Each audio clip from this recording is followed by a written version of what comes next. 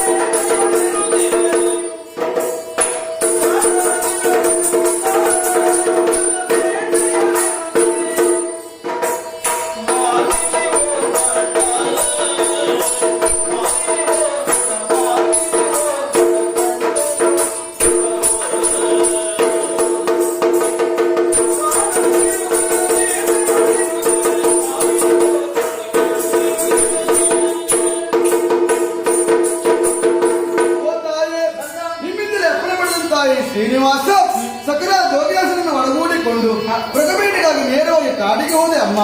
3 ದಿಕ್ಕಿನ ಮೃಗಬೇಟೆಯನ್ನು ಪೂರೈಸಿ ಒಂದೆಡೆಯಲ್ಲಿ ಕುಳಿತು ವಿಶ್ರಾಂತಿ ಪಡೆಯುವಾಗ ದಟ್ಟವಾದ ಕಾನೂನ ತನ್ಮಧ್ಯ ಆನೆ ಎನ್ನುವಾಗಿ ಬೊಬ್ಬೆ ಕೇಳಿಸಿತಮ್ಮ. ಹೋಗಿ ನೋಡಿದಾಗ ಮದಭರಿತ ಆನೆಯೊಂದು ಹೆಣ್ಣಿನ ಮೇಲೆ ಎರಗುವುದನ್ನ ಕಂಡೆ. ಹೋಗಿ ಕರೆದೆ ರಕ್ಷಣೆ ನಾನು ಮಾಡೋದಕ್ಕೆ ಮುಂದಾದ ತಾಯಿ.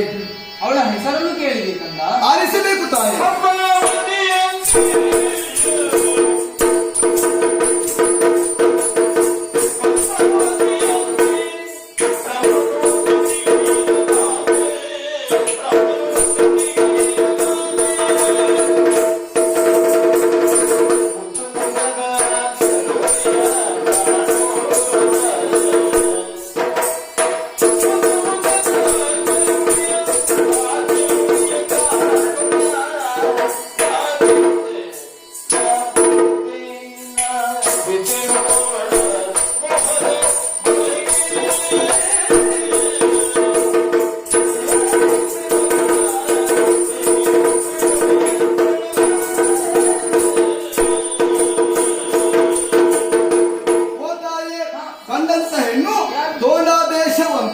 ಆಕಾಶರಾಜನೆಂಬವನಂತೆ ಅವನ ಮಗಳೇ ಪದ್ಮಾವತಿಯಂತೆ.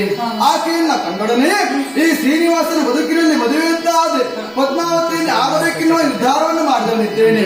ಆದಷ್ಟು ಶೀಘ್ರದಲ್ಲಿ ಶ್ರೀನಿವಾಸನ ಕಲ್ಯಾಣವನ್ನು ಮಾಡ್ತೀರಿ ತಾಯಿ.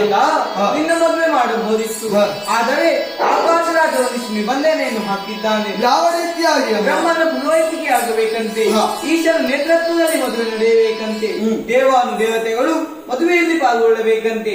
ಅಷ್ಟೇ ಅಲ್ಲ, 16,000 ರಮಟಂಕಿಗಳ ಒಂದನ್ನು ವರದಕ್ಷಿಣೆಯಾಗಿ ಆಕಾಶರಾಜನಿಗೆ ನೀಡಬೇಕಂತೆ. ಇಷ್ಟು ಮಾಡೋ ನಮ್ಮಲ್ಲಿ ಹಣವಿಲ್ಲದನ್ನು ಕಂಡ. ಹಣಕ್ಕಾಗಿ ಯೋಚನೆ ಮಾಡುವುದು ಯಾಕಾಗಿ ತಾಯಿ? ಕುಬೇರ ಇದ್ದಾನಲ್ಲ, ಅವನಲ್ಲಿ ಸಾಲವನ್ನು ಮಾಡಿದ್ರೆ ಆಯ್ತಮ್ಮ. ಸಾಲ ಮಾಡುವುದೇನು ಹೆಚ್ಚೊತ್ತಲ್ಲ, ಆದರೆ ಅದನ್ನು ತೀರಿಸುವ ಬಗೆಯನ್ನು ಹೇಗೆ? ಓ ತಾಯಿ, ನೀವು ಈ ಶ್ರೀನಿವಾಸನ ಕಲ್ಯಾಣಕ್ಕಾಗಿ ಮಾಡುವಂತಹ ಸಾಲವನ್ನ ತೀರಿಸುವಂತ ಬಗ್ಗೆ ನಾನು ಹೇಳ್ತೇನೆ ಅಮ್ಮ. ಅಗೋ ಮುಂದೆ ನೋಡಿ ತಾಯಿ, ತೋರುವುದು ಸಪ್ತಗಿರಿಗಳಲ್ಲವೇ, ಅದರಲ್ಲಿ ಒಂದಾದಂತಹ ಬೆಟ್ಟ, ಅದುವೇ ಆ ತಿರುಮಲ ಬೆಟ್ಟ. ಮುಂದೊಂದು ಕಾಲದಲ್ಲಿ ನಾನು ತಿರುಪತಿಯ ತಿಮ್ಮಪ್ಪನಾಗಿ ನೆಲೆಗೊಳ್ಳಲಿಕ್ಕಿದ್ದೇನೆ. ನನ್ನನ್ನು ಕಾಣುವುದಕ್ಕಾಗಿ ಬರುವಂತ ಭಕ್ತಾದಿಗಳು ಮುಡಿಪು ಕಾಣಿಕೆ ತಂದು ಉಂಡಿಗೆ ಹಾಕ್ತಾರಮ್ಮ. ಆ ಕಾಣಿಕೆಯನ್ನ ಸಮುದ್ರರಾಜನ ಮೂಲಕವಾಗಿ ಕುಬೇರ ತಲುಪಂತೆ ವ್ಯವಸ್ಥೆ ನಾನು ಮಾಡ್ತೇನೆ. ಅಷ್ಟು ಮಾತ್ರವೇ ಅಲ್ಲ ತಾಯಿ, ನನ್ನ ಕ್ಷೇತ್ರಕ್ಕೆ ಬರುವಂತ ಭಕ್ತಾದಿಗಳು ಅದೆಷ್ಟೋ ಕಷ್ಟವೆಷ್ಟು ಒಂದು ಬರ್ತಾರೆ. ಅವರ ಬಾಳ ಮುಂದೆ ಸಿಹಿ ಆಗುವುದಕ್ಕಾಗಿ ತಿರುಪತಿ ಕ್ಷೇತ್ರದಲ್ಲಿ ಲಡ್ಡನ್ನೇ ಪ್ರಸಾದ ರೂಪದಲ್ಲಿ ಕೊಡಲ್ಪಡುವುದು ಅಮ್ಮ. ಅಷ್ಟಕ್ಕೆ ಮುಗಿಲಿಲ್ಲ, ನಮಗೆ ಈ ಕಾಲದಲ್ಲಿ ನಮಗೆ ಉಳಿಯುವುದಕ್ಕೆ ಸ್ಥಳವನ್ನ ಕೊಟ್ಟವ ಅವನೇ ವರಾಸ್ವಾಮಿ ಇದ್ದಾನೆ. ನಾನು ನೆಲೆಗೊಳ್ಳುವ ಪ್ರದೇಶದ ಕೆಳಭಾಗದಲ್ಲಿ ಆ ವರಾಸ್ವಾಮಿ ಒಂದು ಗುಡಿಯಾಗಬೇಕು. ಬರುವಂತಹ ಭಕ್ತಾದಿಗಳು ಮೊದಲು ಆ ವರಾಸ್ವಾಮಿಗೆ ಹಾಲು ಹಣ್ಣು ನೈವೇದ್ಯ ಪೂಜೆಯನ್ನ ಮಾಡಬೇಕು. ನಂತರದ ಕಾಲದಲ್ಲಿ ಈ ಶ್ರೀನಿವಾಸನ ಸೇವೆಯನ್ನ ಮಾಡಬೇಕು. ಅಮ್ಮ, ನೀವು ನಿಂತಲ್ಲಿ ಯೋಚನೆ ಮಾಡ್ತಾ ಇದ್ದೀರಿ, ನಾನ್ಯಾರು ಏನು ಎನ್ನುವ ಹಾಗೆ. ಈಗ ನೀವು ಬಕುಲಾದೇವಿಯಾಗಿದ್ದವರು, ಹಿಂದೆ ದ್ವಾಪರೆಯಲ್ಲಿ ಕೃಷ್ಣಾವತಾರದಲ್ಲಿ ನಾನು ನೀವು ಯಶೋಧಾದೇವಿ ಆಗಿದ್ದವರು, ನಾನು ಕೃಷ್ಣನಾಗಿದ್ದವ. ಅಂದು ನೀವಾಡಿದಂತ ಮಾತು ಹೀಗಮ್ಮ, ಮಗನೇ ಕೃಷ್ಣ, ಇಷ್ಟೊಂದು ಮದುವೆ ನೀನಾದರೂ ಸಹಿತ ಒಂದು ಮದುವೆ ನಾನು ನೋಡ್ಲಿಕ್ಕೆ ಆಗ್ಲಿಲ್ಲ ಎನ್ನುವ ಹಾಗೆ ಆ ಕಾಲದಲ್ಲಿ ನಿಮಗೊಂದು ನಾನು ಮಾತನ್ನ ಕೊಟ್ಟಿದ್ದೆ. ಮುಂಬರುವಂತಹ ಕಲಿಯುಗದಲ್ಲಿ ನಿತ್ಯವೂ ಕಲ್ಯಾಣ ನೋಡುವಂತಹ ಭಾಗ್ಯ ದೊರಕಿಸಿ ಕೊಡ್ತೇನೆ ಎನ್ನುವ ಹಾಗೆ ಆ ಕಾರಣಕ್ಕಾಗಿ ಈ ಕಲಿಯುಗದಲ್ಲಿ ನಾನು ಶ್ರೀನಿವಾಸನ ಗರಿಗಳಿಂದ ಬಂದಿದ್ದೇನೆ. ನೀವು ಬಕುಳಾದೇವಿ ಆಗಿದ್ದವರು. ಅಮ್ಮ, ನೆಲೆಗೊಳ್ಳುವಂತ ಪ್ರದೇಶದ ಮುಂಭಾಗದಲ್ಲಿ ನೀವು ಬಕುಳ ವೃಕ್ಷವಾಗಿ ನಿಲ್ಲಬೇಕು. ನಿತ್ಯವೂ ಶ್ರೀನಿವಾಸನ ಕಲ್ಯಾಣವಾಗ್ತದೆ. ಅದನ್ನು ನೋಡಿ ತಾವು ಸಂತೋಷ ಪಡಬೇಕು ತಾಯಿ. ಅಷ್ಟಕ್ಕೆ ಮುಗಿಯಲಿಲ್ಲಮ್ಮ. ಓ ಆ ಕಡೆಯಲ್ಲಿ ನೋಡಿ ತಾಯಿ, ಅವಳೇ ಪದ್ಮಾವತಿ ಯೋಚನೆ ಮಾಡ್ತಿದ್ದಾಳೆ, ನಾನ್ಯಾರು ಏನು ಎನ್ನುವ ಹಾಗೆ.